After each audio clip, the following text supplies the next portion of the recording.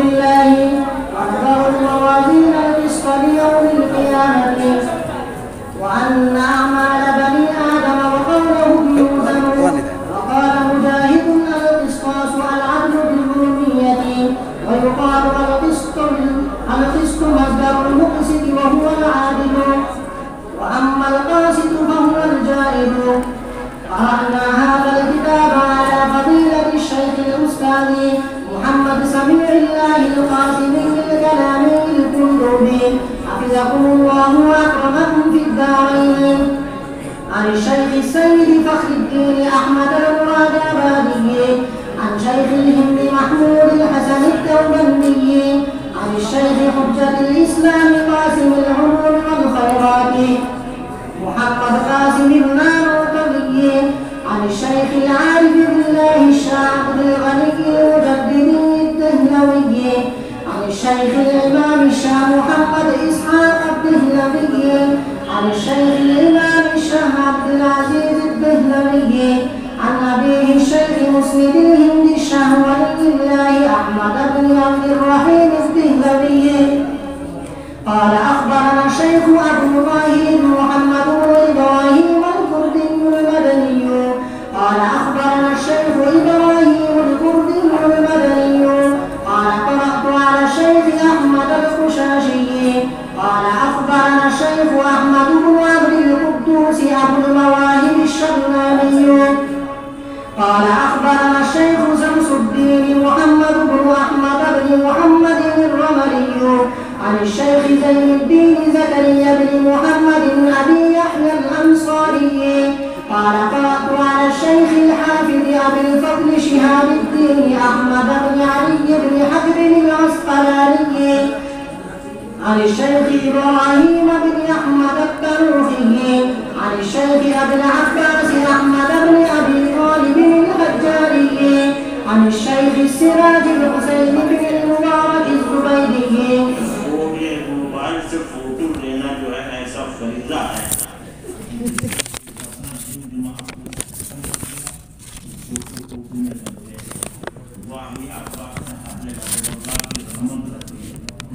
اس میں بھی ہم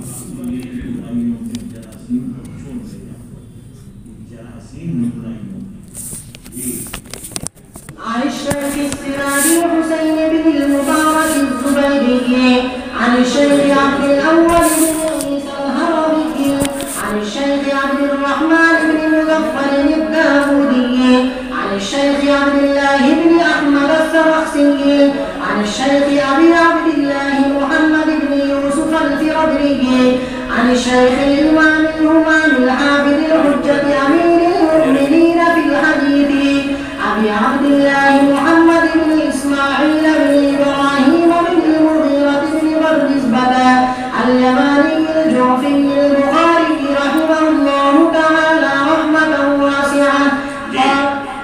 وبهذا السند المتصل قال حدثنا أحمد بن وشقاق قال حدثنا محمد بن فضيل عن عمار بن الخطاب عن أبي زرعة عن أبي هريرة رضي الله تعالى عنه قال قال النبي صلى الله عليه وسلم كلمتان حبيبتان إلى الرحمن خفيفتان على اللسان ثقيلتان في الميزان سبحان الله وبحمده سبحان الله العظيم.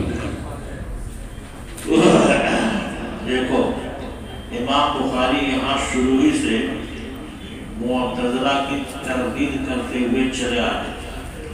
معتزلہ کا کہنا یہ ہے کہ اعمال جو کہ آراز ہیں اور آراز کا اپنا کوئی وجود نہیں ہوتا اس لیے وزن نہیں ہوگا اعمال کا. اس لیے امام بخاری نے یہاں باب قائم کیا قول اللہ والنظر الموازین القسط. ہم انصاف کا ترازو ایک دو نہیں ہزاروں لاکھوں انگنت میدان حشر میں قائم کریں گے. ہر عمل کا ترازو الگ ہوگا. جیسے دنیا میں سونے چاندی کا ترازو الگ ہے, ہیرے جواہرات کے الگ ہیں, لکڑی اور غلہ اور ریت کے ترازو الگ ہیں, ایسی الگ الگ اعمال کے ترازو قیامت کے میدان میں رہیں گے اور ہر ایک کا عمل وزن کیا جائے گا. اس میں وزن جو پیدا ہوگا وہ اخلاص سے پیدا ہوگا.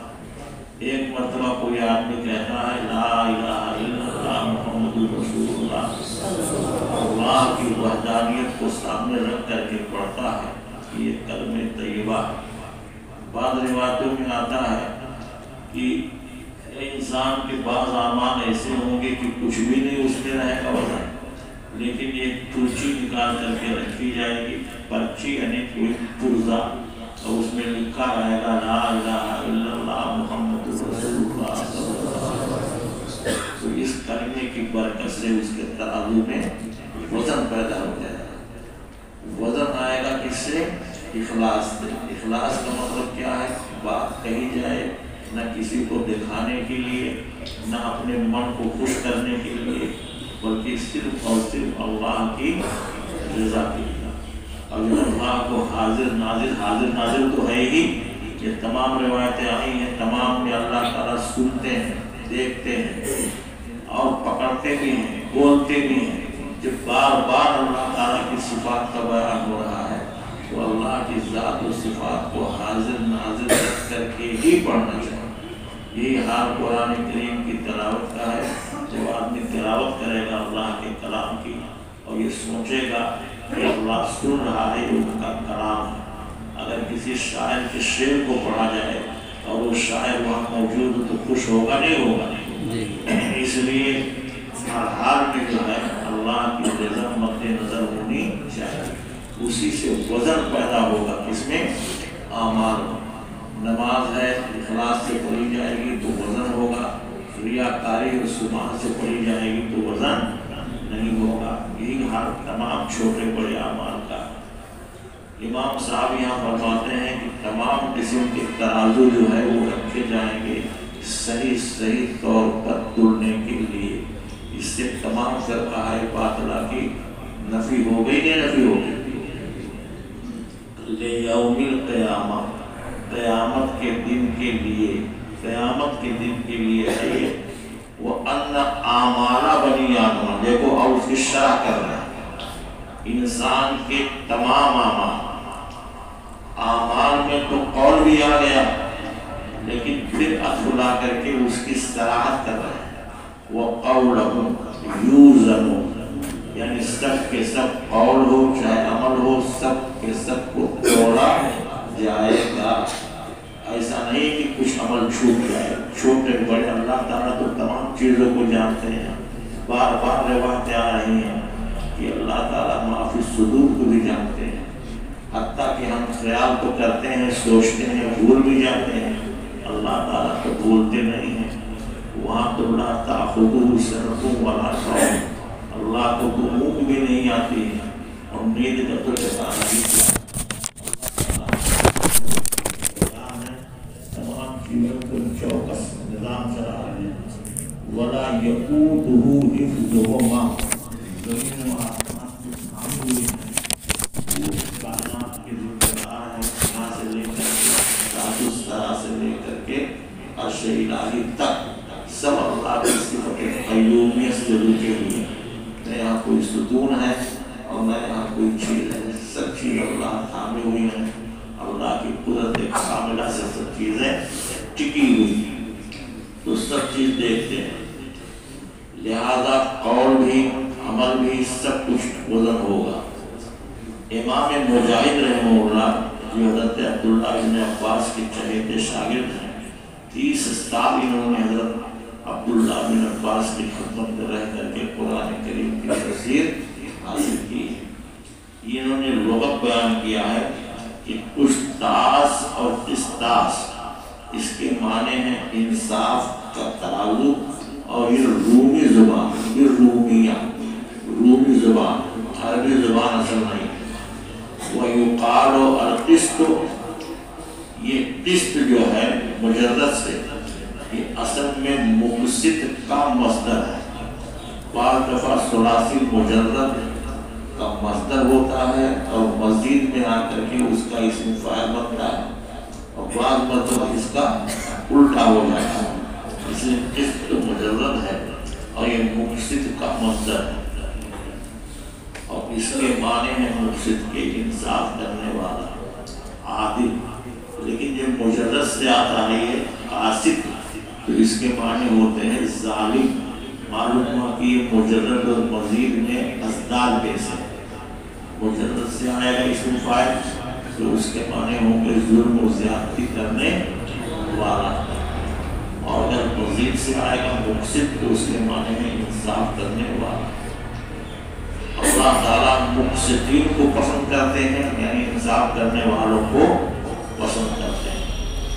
وہ امن قاسط فہو جائر. جائر معنی جور سے ہے. اس کے معنی ہے ظلم یعنی یہ ظلم و زیادتی کرنے والے کو کیا کہیں گے جائر. آخری روایت میں امام صاحب نے قیامت کے میدان میں سب سے اہم مسئلہ جو ہے وزن اعمال، بس وزن اعمال کو کہا ہے بتایا. اور اسی مناسبت سے آخری روایت بھی بیان کہ بعض دفعہ چھوٹے چھوٹے جملے یہ اللہ کے یہاں بہت وزنی رکھتے ہیں اور ان کا اہتمام کرنا چاہیے. اٹھتے بیٹھتے جاتے جہاں بھی ہو چھوٹے چھوٹے جملے سبحان اللہ بحمدہ سبحان اللہ العظیم اللہ اکبر لا الہ الا اللہ.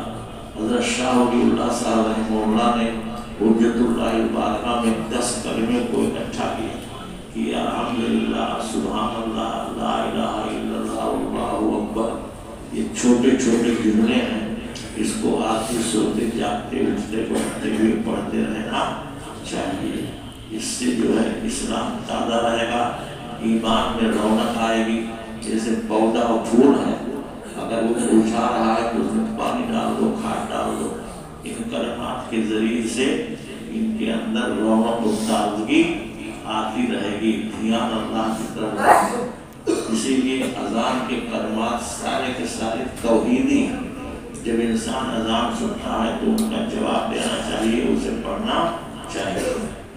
آخری حدیث ہی یہ احمد بن اشقاق و اشقاق دونوں لغتیں ہیں. یہ روایت بخاری میں 3 جگہ آ چکی. اس کے بعد میں یہ اصل روایت حضرت ابو ہریرہ کی کہتے ہیں اللہ کے رسول صلی اللہ علیہ وسلم کلمتان 2 کلمے ہیں. اور کلمہ آپ لوگ جانتے ہیں کہ ایک بولی کو بولتے ہیں. اردو میں کیا بولیں گے کلمہ. جیسے لفظ تو لفظ جو ہے کیا ہے بولی. اور لفظ کو لفظ اسی لیے کہتے ہیں کہ زبان سے پھینکتی. لفظت النواتا اکلت التمرتا لفظت النواتا. میں نے کھجور کھا لیا لیکن کھچڑی کو پھینک دیا. تو الفاظ زبان پھینکتی ہیں اس لیے اس کا نام رکھا گیا کیا لفظ. اور جب کسی کے الفاظ کو اکٹھا کیا جاتا ہے تو کہتے ہیں ملفوظات جمع کر رہے ہیں یعنی ان کے زبان سے پھینکی ہوئی چیزوں کو جمع کر رہے ہیں. تو کلمہ معنی میں ہے کس کے لفظ کے. 2 لفظ ہیں چھوٹے چھوٹے لیکن ان کی حالت یہ ہے کہ اللہ کو بہت پیارے ہیں. ابھی بتانے رہا لیکن میں تو اللہ کو محبوب لیکن زبان پر بہت ہی ہلکے پھلکے ہیں. اس لیے کہ ہلکے پھلکے یہ ہے کہ آسانی سے ہر کوئی بول لیتا ہے. چھوٹا بچہ بھی بول لے گا، عورتیں بھی پڑھنے کی بولنے کی، مرد بھی جوان بھی بولے گی. لیکن اس کی خاصیت یہ ہے کہ ثقیلتان فی المیزان. یہ اوپر کے باب سے جو مناسبت ہے اسی لفظ سے مناسبت ہے. جب وہ ترازو میں اللہ کے یہاں رکھے جائیں گے تو اس میں بہت بھاری وزن ہوگا. ثقیلتان فی المیزان. اور وہ 2 کلمے کون ہیں زبان پہ تو آسانی سے ادا ہوتے ہیں. ایک تو سبحان اللہ. سبحان اللہ تسبیح کا مستقل ایک لفظ ہے. سبحان سبحت و سبحان یہ ہمیشہ جو ہے لفظ سبحان اس کا عامل ہمیشہ مقدر ہوتا ہے. اصل تو ہے وسبحہ سبحانہ یا سبحت و سبحان. لیکن جن افعال کا جن مفعولوں کا فعل ہمیشہ محذوف ہوتا ہے انہیں میں سے کون ہے ایک سبحان بھی. لہذا ہم اللہ کی پاکی بیان کرتے ہیں. اس کا معنی نکلے گا اللہ تو تمام ہر قسم کے عیب سے نقص سے نقائص سے بالکل کیا ہے پاک. اور جب وہ پاک ہے تو ہی حمد کے لائق ہے. جب تیرے اندر کوئی کمی نہیں ہے تو ہی حمد کے لائق. بار بار روایتوں میں آتا ہے کہ اللہ تعالیٰ جو ہے حمد کو تعریف کو بہت پسند کرتے ہیں. سب سے زیادہ جو چیز اللہ کو پسند ہے وہ کیا ہے؟ تعریف. اس لیے کہ اللہ تعالیٰ جو ہے تمام خوبیوں کے خالق ہیں. مرکز خوبیاں جو خوبیوں کے مرکز ہیں تو تعریف سے اللہ تعالیٰ خوش ہے. اور عیب اور نقص سے پاک ہے تو ظاہر بات ہے خوبیوں کے مرکز ہیں. تو اس میں دونوں کلمے جمع ہوئے سبحان اللہ میں تنزیہ تقدیس. اور جو بحمدہ کہا تو وہ اللہ کو حمد سے مزین کر دیا. وہ بحمدہ کی کئی طریقے سے ترکیبیں کی جاتی ہیں. ایک ترکیب یہ بھی ہے کہ وہ آپ کو معنی میں ماں کے لیے لیا جائے. ایک ترکیب یہ بھی ہے کہ وہ آپ کو معنی میں ہار کے لیے لیا جائے. الگ الگ ترکیبیں ہیں. خلاصہ اس کا یہ ہے کہ اللہ جو ہر قسم کی کمیوں سے دور دراز پاک ہے اور تمام خوبیوں سے آراستہ اور پیراستہ ہے. تمام خوبیوں سے آراستہ اور پیراستہ. کوئی خوبی ایسی نہیں ہے جس کو منصور عمل میں اچھائی کہا جائے تو اللہ تعالیٰ کی صفات میں وہ نہیں. ہر خوبی اللہ کی صفات میں ہے. اور وہ کلمہ دونوں یہی ہے سبحان اللہ العظیم سبحان اللہ بحمدہ سبحان اللہ العظیم. دو مرتبہ سبحان آئے گا, ایک مرتبہ آئے گا بحمدہ اور ایک مرتبہ آئے گا عظیم. یہ دونوں اللہ کی صفتیں ہیں. اس لیے امام بخاری نے اٹھتے بیٹھتے ہوئے پوری جامع صحیح تو نہ پڑھ سکو یا پڑھو لیکن ان کلمات کو ورد زبان میں لینا چاہیے. ایک مختصر سا نسخہ بنا کر دیا. ماہر حکیم جو ہوتا ہے وہ چھوٹے نسخے بھی بیان کرتا ہے اور بڑے نسخے بھی بیان کرتا ہے. حکیم اجمل صاحب تھے صاحب دلی میں بہت مشہور و معروف حکیم تھے. تو وہ نسخہ بڑے لوگوں کو نوابوں کو اس زمانے میں 50 روپیہ کا لکھتے تھے اور غریب اگر کوئی جاتا تھا اسی بیماری کا تو ایک آنے کا نسخہ لکھتے تھے. کتنے کا؟ ایک آنے اور شفا دونوں سے ہوتا. اور بڑے بڑے نواب رامپور کے لیے پیالہ بناتے تھے 50 روپیہ. لیکن غریب کوئی جاتا تو ایسے ہوتا. ہمارے زمانے میں حکیم رشید صاحب تھے, حکیم ننو مقبوب کے حضرت گنگوہی کے پوتے. حضرت کے صاحب جاتے تھے حکیم مسعود. حکیم مسعود کے تھے کون ہے؟ حکیم عبدالرشید رشید. تو ان کو حکیم ننو کہتے تھے گنگوہ. میں کئی مرتبہ ان کے پاس گیا, ایک دو مرتبہ میں بہت سے مرتبہ. وہ خود بھی ہم نے ان کی برائے تو تشریح بنائی بار اور خطوط میں دعوت چلتی تھی. تو حکیم صاحب سے میں نے اپنا لفظ دکھایا. میں نے کہا ایسا ہے کہ میں بھی تبخیر کا شکار رہتا ہوں کہ اس دوا دے دی. تو کہنے لگے کیا کہوں, آپ مولوی لوگ ہو, بھاری نسخہ تو برداشت نہیں کر پاؤ گے, اس لیے میں ایک نسخہ خود رکھے ہوئے ہوں. پھر تھوڑا کاٹ کر کے رکھ رکھا ہے ڈبے میں, اس کو لے جاؤ یہ کھاتے رہو. تو ماہر حکیم جو ہوتا ہے چھوٹا نسخہ بھی بتلاتا ہے اور بڑا بھی حسب وسعت. امام بخاری روحانی طبیب اور تمام محدثین کے سرتاج ہیں. اس لیے انہوں نے آخر ایک چھوٹا سا نسخہ بتایا. کم سے کم تو آپ ورد زبان ہیں, بزرگوں کے اولاد و وظائف تو لمبے ہیں, ہو سکے تو وہ کرو, لیکن اگر وہ بھی نہیں ہو سکتا تو کم سے کم یہ تو کرو کہ ہر حال میں پڑھا کرو سبحان اللہ و بحمدہ سبحان اللہ العظیم. آواز تو آئی نہیں پڑھنے کی.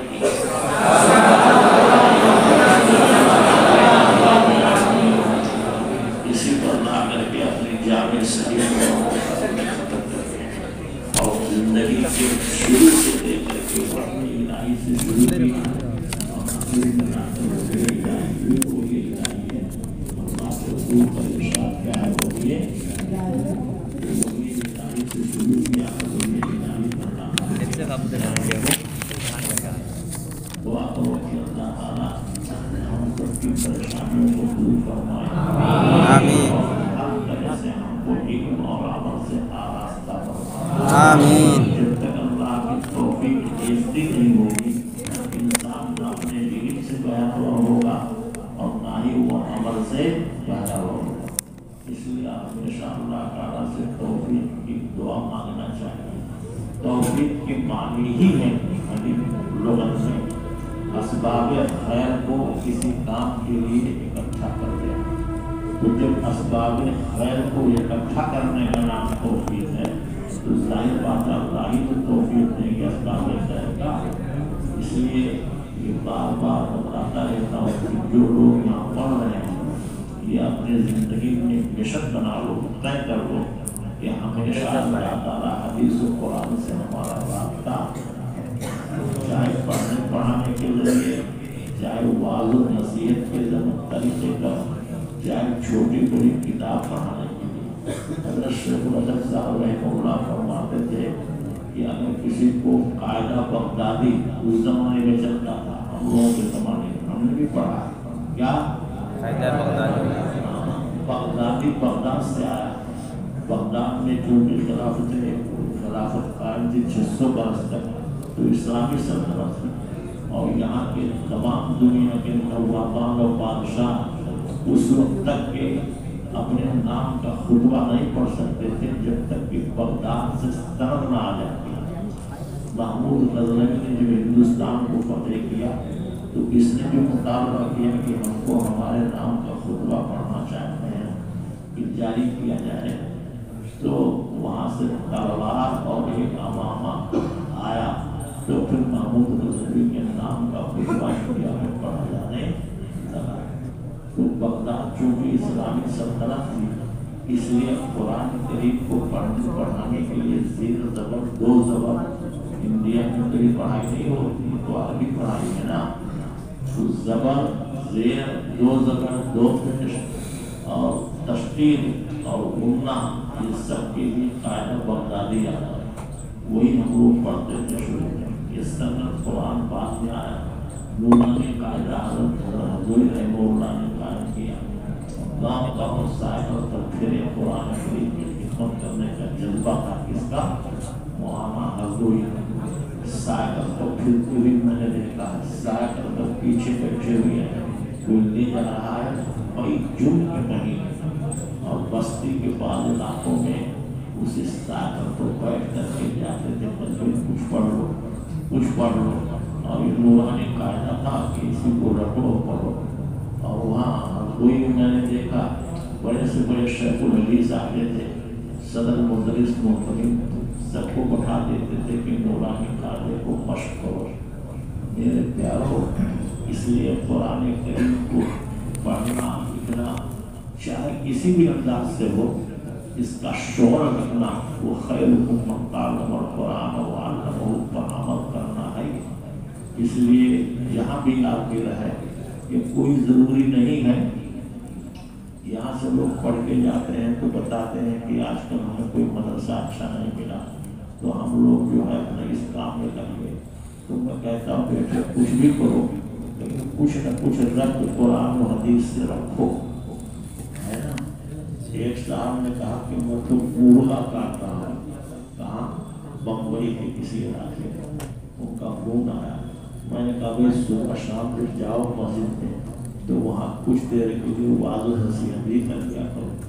اگر یہ بھی نہیں ہو سکتا ہے، پڑھنے پڑھانے کوئی موقع ہی نہیں ہے، پھر تبلیغی جماعت والے چلتے پھرتے رہتے ہیں، انہی کے ساتھ رکھ کر کے بیٹھ کر کے کچھ دیر کے لیے اللہ کا ذکر کر لیا کرو۔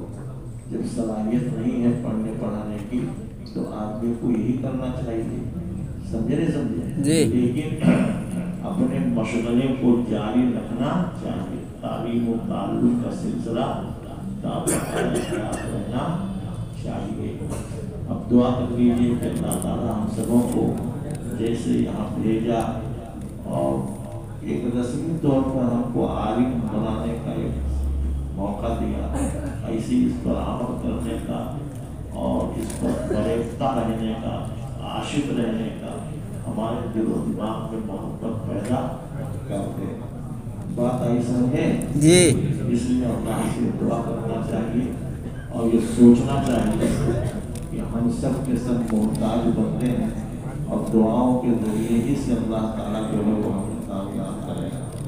اللہ تعالیٰ اپنا کرم فرمائے اور ہمارے مجھے خاص طور سے اپنے اساتذہ کے لیے دعا کریں، آپ لوگ معلوم کریں، طبیعت جس طرح بیماری میں گزر رہی ہے، پریشانیوں میں، وہ آپ سب لوگ دیکھ رہے ہیں، اس لیے ہر ایک کو ایک دوسرے کو دعاؤں سے یاد کرنا چاہیے۔